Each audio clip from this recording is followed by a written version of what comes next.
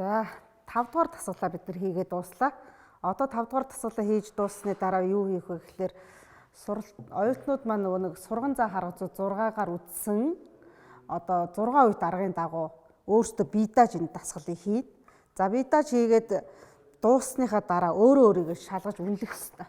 За энэний дагуу үнэлгээ хийнэ. За үнэлгээ хийхдээ энэ хуудсыг бөглөнө. За ажлын дарааллаа өөртөө гаргаад яг ажлын дарааллынхаа дагуу энэ бэлтцээ хийж дуусчихсан байгаа. За өөрийгөө үнэлэхдээ энэ хүснэгтийн дагуу үнэлгээ. Үнэлгээнд дээр энэ саарл хүснүүд бол оюутнуудын нүд. Оюутнууд өөрөө өөрсдийгөө үнэлээд энэ дээр үнэлгээгээ тавина. За үнэлэхдээ энэ саарл нүдэн дээр 10, 9, 7, 5, 3, 0 гэсэн энэ онооноос л тавина. Нөгөө тэгш оноонуудыг тавихгүй гэсэн үг. За дараагийн энэ физик хэмжигдэхүүн гэдэг дээр болохоор яг хэмжилтийн үр дүн бичнэ. Мөн яг бодит хэмжээгээ одоо өөрөө хэмжээд эд ангиас хэмжээг аавна. Эд ангиас хэмжээг аваад энэ дээр тавиад тэгээд оноогоо өөрөө үнэлнэ. Гэхдээ оноо нь нэг бол 10, нэг бол 0. Дээд хязгаар нь яг хэмжээндээ хязгаартай байх юм бол 10 оноо аавна.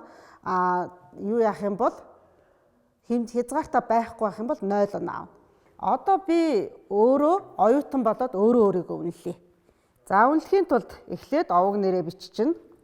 Эхний үзлэг ажиллагааны шалгалт гэдэг хүснэгтийг хий. Нэгдүгээр ажил эд анги зургийн дагуу хийгдсэн эсхийг шалгана. За бид нар 5 дугаар дасгал ажлын маань зураг энэ дээр байгаа. За энэ яг зургийн дагуу би эд ангийг хийж чадсан уу үгүй юу гэдгээ одоо зурагтайгаа харьцуулаад. За тэгэхээр бүх ажилбаруудыг хийсэн учраас би өөртөө 10 оноо тавина. 10 оноо тавилаа. Саарл хүснэгтийг бөглөнө. За 2 дугаар ажил. Фрезерсэн хавтгай гадаргуугийн чанар. За хавтгай гадаргуу энэ орой хэсэг, энэ доотлын хэсгийг би фрезерсэн. За чанар нь гараар ингээд шалгаад одоо яг цэвэрхэн байна уугүй одоо нөгөө гадаргуугийн чанар маань ямар байна гэдгийг шалгаж байгаа. За тэгэхээр одоо ингээд үзэхлээр ямар нэг өөсөвгүй тэгшхэн сайхан байгаа учраас өөртөө бас 10 оноогоо тавилаа. За шаталсан гадаргуугийн чанар. За энэ шаталсан гадаргууг боловсруулсан. Энэ шаталсан гадаргууг боловсруулсан. За энэ дэр бас цэвэрхэн байна. Ингээд гараараа шалгаад үзэн. За 10 оноо. Фрезерсэн ховлын гадаргуугийн чанар. За тэр нь болохоор энэ хэсэг. Энэ хэсгийг шалгаад үзнэ. За энэ хэсэг дээр баг зэрэг хутга ингээд орцсон байна. Энийг харж байгаа бох. За тэгэхээр би одоо өөртөө арай жоохон оноогоо хасч өгнө гэсэн үг. Яагаад гэвэл энэ хэсэг дээр бол ямар нэгэн өөсөвгүй ууг нь бол фрезердэх ёстой байсан. Тэгэхээр би өөртөө 9 оноо тавьчих. За өрөмцөн нүхний чанар. Өрөмцөн нүхний чанар гэдэг нь болохоор энийг хэлж байгаа. За ингээд шалгаад үзлээ. Ямар ч одоо нөгөө нэг гарт мэдрэгдэх ховл янз бүрийн юм бол байхгүй байна. Тэгэхээр 10 оноо өглөө. Ирээсний нүхний чанар. За ирээсний нүхний чанар. Энд ирээс татсан гэдгийг бид нөө өөрсдөө мэдж байгаа. Тэгэхээр нөгөө талаасаа болтоор шалгана. За асуудалгүй чөлөөтэй эргэж байгаа учраас ирээсийг бол зөв гаргасан байна гэж шалгаж байна. За зинкэрсэн амсрын чанар. За зинкэрсэн бид нар энэ дээр зинкэрсэн тий.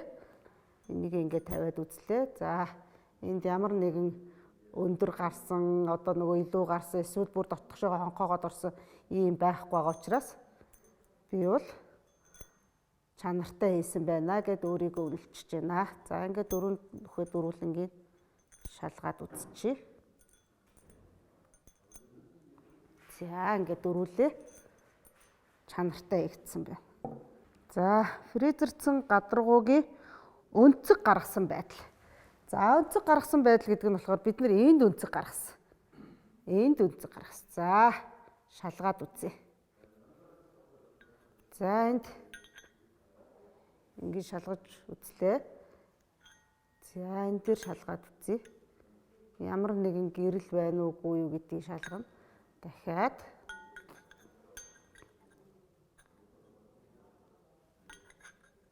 За ингээд шалгаад ямар нэгэн ховл юм гараагүй гэж үзэж байна. За тэгшхэн байна. Гэрэл гарч байгаа үгүйг шалгана. За чанартай хийгдсэн байна. Өнцгүүдийг бол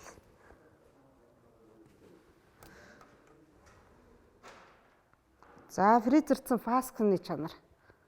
За энэ дээр энэ чанарыг харна. За ирмэг байна уугүй юу гэдэг эднийг бид нөр өөрсдөө гараараа тэмтрээ шалгаж байна. За хамгийн сүүлийн 10 дугаар ажил буюу ирмэг дарах болон тэмдэглэгээ хийх.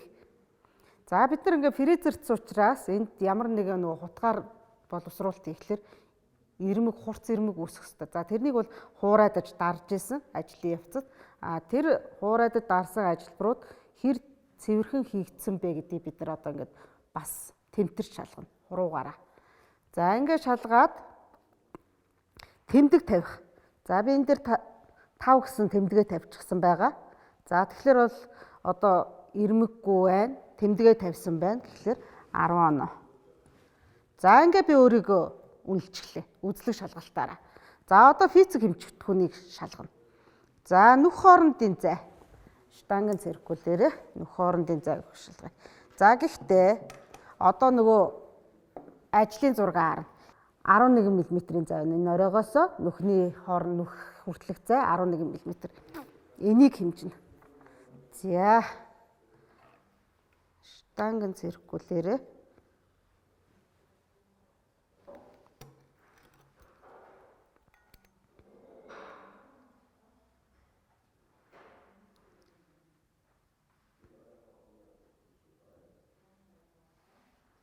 за 15 мм-ийн тал нь гэхлээр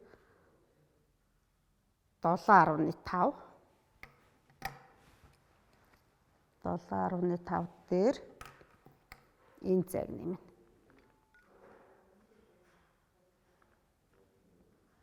За 3.5.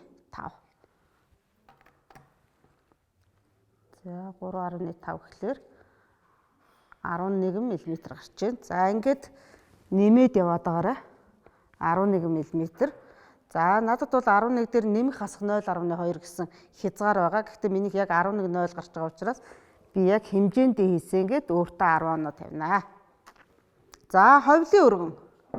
Ховлын өргөн энд 35 мм гэж байна. За хаана 35 мм байгаа гэдэг дахиад ажлын зураг харна. За энэ хоёрын хооронд 35 мм байх хэрэгтэй. Энд нөгөө фризерд гаргасан ховл дээр. За энийг хэмжинэ. За бэлтцээ зөв бариад. За тэгшин гадаргуу дээр хараад. За ингээ харъя. За яг 35 мм байна. За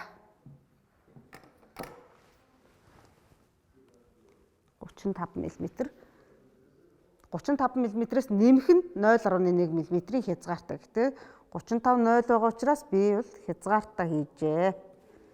За ховлын гүн 6 мм. За 6 мм гэдэг маань энд харагдаж байна. Энэ хоёрын хооронд 6 мм. За ажлын зурагтайгаа бол байнгын харьцаж ажиллана. За бэлтцээ тавилаа.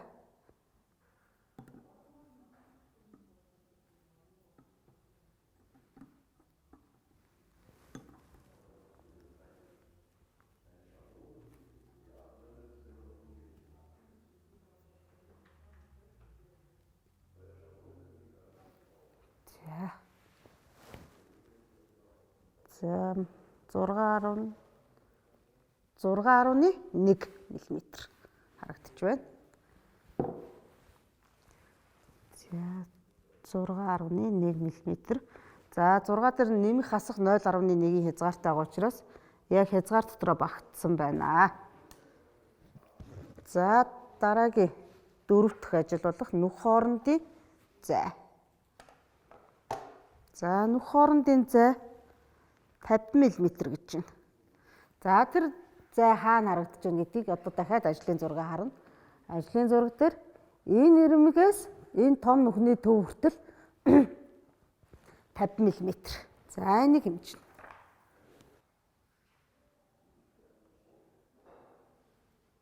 За ингээд эргүүлээд тгчлээд үзэхлээр 43 мм байна. За 43-ын тал нь 21.5 мм. За дандаа радиусаар нь хэмжинэ. За тэгээд энэ хооронд хэмжлээ. 22.5. За 22.5-аа тавилаа. За энэ нүхний гүн 6 мм-гээ сая бид нар хэмжсэн. Тэгэхээр 6 мм-ээ нэмчихнэ. 6.1 байсан тийм. Нүх хоорондын зай 50.1 мм буюу 50 дээр нэмэх нь хасах нь 1 мм-гээд заагдсан байгаа учраас минийх хязгаар дотор байна. За нүх хоорондын зай 23 мм. За 23 мм хаана вэ? Одоо дахиад ажлын зураг харна. За 23 мм энэ дээр байна. За 2 нөгөө паск тавьсан нүхний маань хоорондын зай байх нэ. 16.5.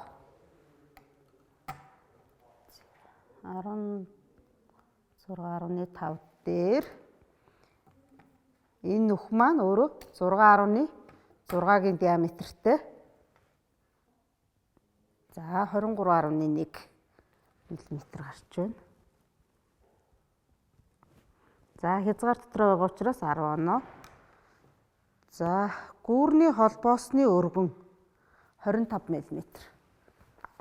За холбоосны өргөн буюу энэ зай маань 25 мм байх хэрэгтэй. За одоо дахиад бэлтцээ барьж агаад хэмжлээ. -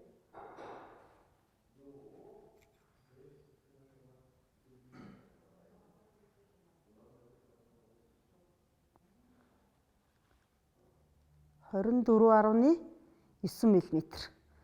За 24.9. За нэмэх хасах 0.2 мм-ийн хязгаартай. За тэгэхээр хязгаар дотроо байна гэж үзээд 10 оноо тавилаа. За нүх хоорондын зай 45 мм гэж байна дараагийнх. За 45 мм маань энэ хоёр нүхний хооронд үүсчихнэ. За энийг харж агаад ажлын зураг харж агаад бэлтцэн дээрээсээ хэмжнэ. За одоо бэлтцээ ингээ барьчихна. Нүх хоорондын зайгаа хэмжлээ. 38.5 байна. 38.5 дээр 6.1-гээ нэмээд 6.6 энэ нүхч өөрөө 6.6 мм-ийн диаметртэй. За 45.1 гэдэг чинь хязгаар дотор байна. Нэмэх хасах 0.3. 44.7 эсвэл 45.3 байх ёстой. За хязгаар дотор. За 10 оноо тавьчлаа. За одоо хуудасаа эргүүлээд дахиад физик хэмжигдэхүүний маань үргэлжлэн байгаа. За энэ дээр хавтгай зэнкрийн гүн. За хавтгай зэнкрийн гүн гэдэг маань энэ байгаа. Одоо бидний нөгөө нэг болтны толгой орох хэсэг. За энэний гүнийг хэмжээ.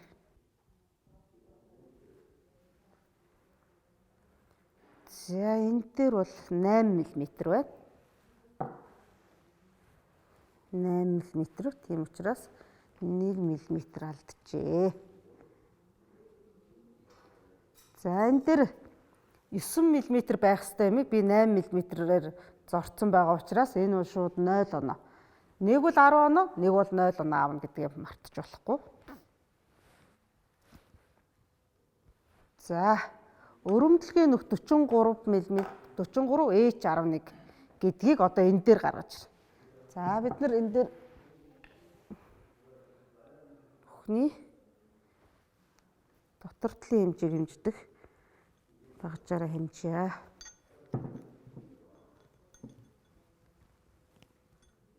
За хоёр гадаргууд нь зэрэг хүргэх ёстой.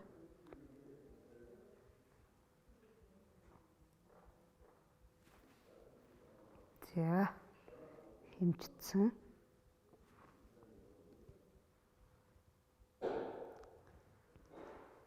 За 43.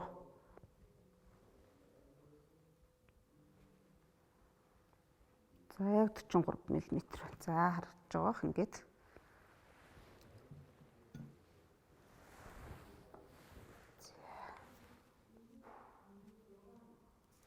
За тэгэхээр энэ дээр 10 оноогоо аавна.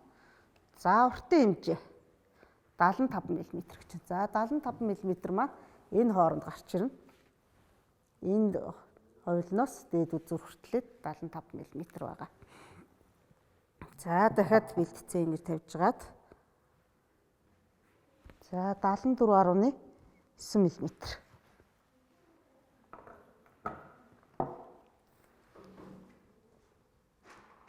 9 мм нэмэх хасах 0.1 мм-ийн хязгаартай учраас хязгаартаа багтаж байна. Оюутнууд маань өөрсдийгөө ингэ үнэлчихсэн баг. Тэгвэл оюутны дараа бол би өөрийгөө одоо багш гэдэг үгнээс багшийн зүгээс одоо оюутнуудаа үнэлнэ. За оюутнуудыг яаж үнэлэх вэ гэхээр эхлээд одоо багш яг өөрийнхөө зүгээс үнэлгээ хийн. За шалгуур үзүүлэлтийн дагуу үнэлж байгаа эхний энэ хэсэг дээр болохоор багш энэ хамгийн ардлын нүдийг эхлээ бөглөнө. За эхлээд бөглөхдөө яг өөрийнхөө зүгээс одоо оюутнууд өөрийгөө маш өндрөөр үнэлсэн байгаа ч гэсэн багш тэр алдаануудыг олж харах хэрэгтэй. За одоо энэ гадаргууг ингээд бардгаар хийсэн байна гэх юм бол эднэрийг ингээд олж хараад өөрийн зүгээс үнэлнэ. За өөрийн зүгээс үнэлэхээр одоо жишээ нь энэ 3 дугаар ажил дээр 7 оноо одоо багш тавьсан байна. Энэ нөө шаталсан гадаргуугийн одоо чанар гэдэг дээр. Яагаад шаталсан гадаргуугийн чанар гэж дээр ингээд 7 оноо тавьсан бэ гэхлээр энэ гадаргууг нөгөө хуурайдахдаа баг зэргийн юм сэв үүсгэсэн. За энийг багш бол олж харах хэрэгтэй. Оюутан бол өөрийгөө ер нь бол дандаа фул сайн хийсэн гэдээ одоо айгүй өндрөөр үнэлнэ. Тэгвэл багш өөрийнхөө олж харж үнэлэх хэрэгтэй. За ингээд ингэж үнэлсэний дараа юу хийх вэ гэхлээр багшийн үнэлгээ, оюутны үнэлгээ хоёрыг хооронд харьцуулсан үнэлгээг гаргаж ирнэ. Оюутан өөрийгөө яаж үнэлсэн, багш яаж үнэлсэн. Энэ хоёрын дундаж одоо харьцуулсан үнэлгээг энэ голын нүдэн дээр одоо хянаж үнэлнэ. За ингээд энэ нийлбэр дүнгийг гаргаж ирнэ. За энэний дараа хэмжилт хийсэн, хэрхэн хийгдсэн бэ гэдгийг бас үнэлнэ.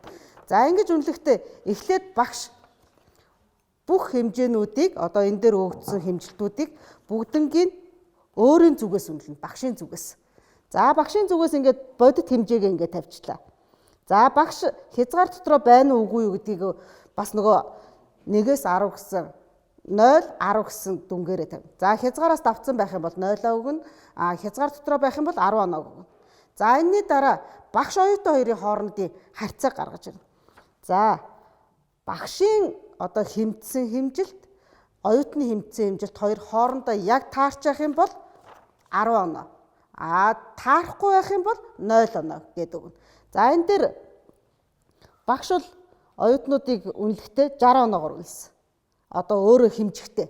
Гэтэл багшийн үнэлгээ хэмжилт, оюутны хэмжилт хоёр хоорондоо тохирохгүй байгаа учраас 0 гэж өгөөд ингээ 30 оноо гэдэг. Гэх мэтлээ ингэж үнэлнэ. За энэний эргүүлээд одоо нөгөө дээд уртлын хуудасны дүнг энэ дээр тавина. Хэдэн одоо оноо авсан бэ гэдэг. Одоо нөгөө багш оюутан хоёрын багш оюутны нөгөө нэг оноог үнэлсэн шүү дээ. За энэ хяналтын үнэ оноо гэсэн үг. За нийт оноо нь болохоор энэ дээр гарч ирнэ.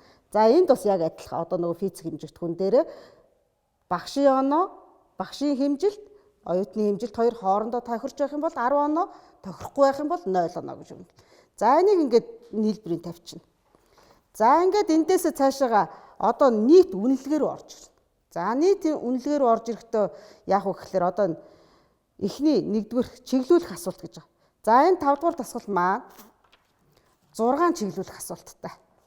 За ингээд 6 чиглүүлэх асуулт байгаа.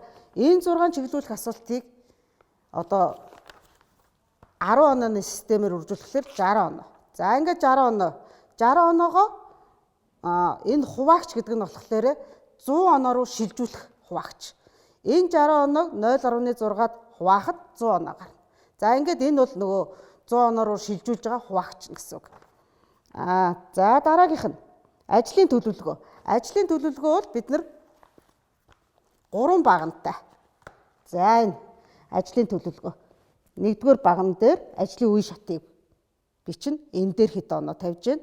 За багаж хэрэгсэл дээр хэдэн оноо, хөдөлмөр хамгаалалт дээр хэдэн оноо гэд одоо энэ нөгөө нэг оноо 30 оноогоо 3 баг байгаа учраас энийг 10 оноогоор үржүүлэхээр 30. За ингээ 30 оноо. За энийг 100 оноор шилжүүлэхээр хуваагч нь 0.3. Гэх мэтлээ ингээ гарна. За одоо энэ үзлэг ажиллагааны шалгалт өөрийн хяналт гэж байгаа. Энэ 89 оноо гэдэг бол одоо бидний нөгөө өмнө гаргаж ирсэн энэ үзлэг шалгалтын дээр багш оюутан хоёрыг хооронд нь харьцуулсан оноо. За энэ дээр ингээд 89 оноо. За 89 оноог 100 оноо 100% руу шилжүүлэхээр одоо нөгөө нэг энд 10 одоо шалгуур байгаа. Энэ 10 шалгуураараа үржүүлнэ гэсэн үг. За тэгэхээр 10 таа байхлаар 1% гэж тооцоод одоо ингээд нөгөө нэг 100 оноор шилжүүлж байгаа. За ингээд 89 оноо гарч ирж байна. За дараагийнх нь үзлэг ажиллагааны шалгалт эд анги дээр. За 91. Энэ одоо нөгөө нэг багшийн өөрийнх нь одоо нөгөө нэг үнэлсэн үнэлгээ оюутныг. Би одоо ингээд багшийн зүгээс оюутныг одоо эд анги болгоныг ингээд нөгөө гадаргуунуудыг нь олж харсан энэ үнэлгээг энэ дээр тавина. За адилхан 100 онооны систем рүүгээ хуваагчаар шилжүүлчихнэ.